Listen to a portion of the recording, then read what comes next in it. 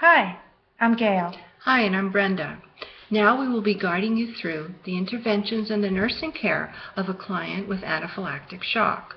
We will be discussing the rationale for each intervention. Remember, this is a team approach and will include the efforts of other healthcare professionals. All right, number 1, remove the offending agent if you can. Examples would include remove the insect from the skin, or stopping a blood product or a medication infusion. Call for help. Rationale.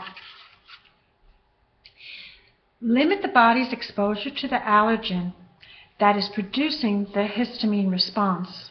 The longer the body is exposed to the allergen, the greater the histamine response. Okay, number 2. Apply oxygen if the client is still breathing. Attempt ventilation with either a pocket mask or a bag valve device for a client with severe respiratory impairment.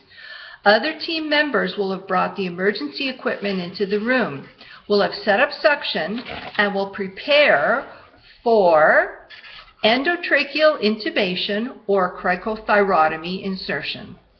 Rationale. Impaired airway and ventilation decreases oxygenation. Oxygenation is essential for survival.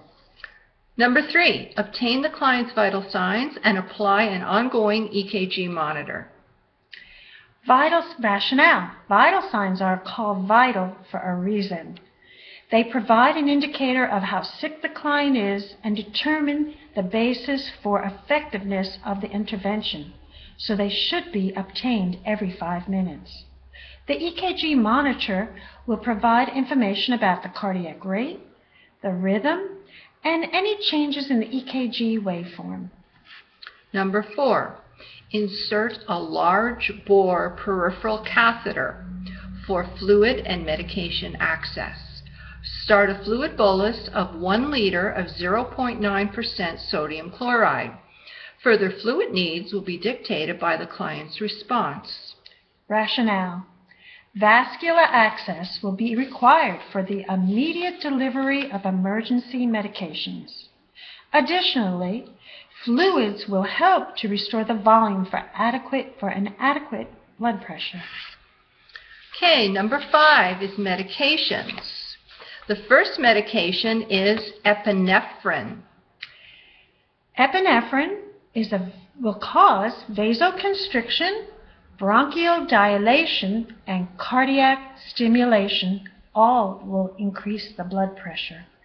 Antihistamines, both H1 and H2, such as diphenhydramine and ranitidine.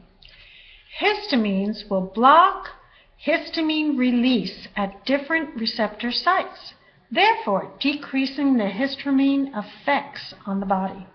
Next, steroids.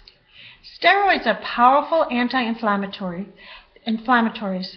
They will reduce the capillary permeability and the capillary leakage. Next, inhaled or nebulized adrenergic agents. These agents will result in bronchial dilation and increased oxygenation. Next, vasopressors, such as an epinephrine or a dopamine infusion. In severe cases of unresponsive hypotension, an infusion of epinephrine or dopamine will be used to increase blood pressure, but remember, vasopressors must always be preceded by fluids. You can't squeeze if there's no fluid in there. Okay, number 6 is positioning. Elevate the client's legs.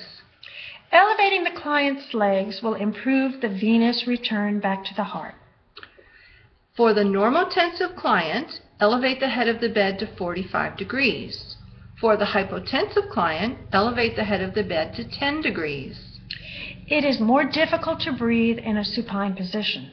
Elevating the head of the bed can assist with ease of respiration.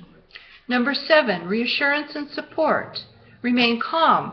Offer support and acknowledge the client's fears.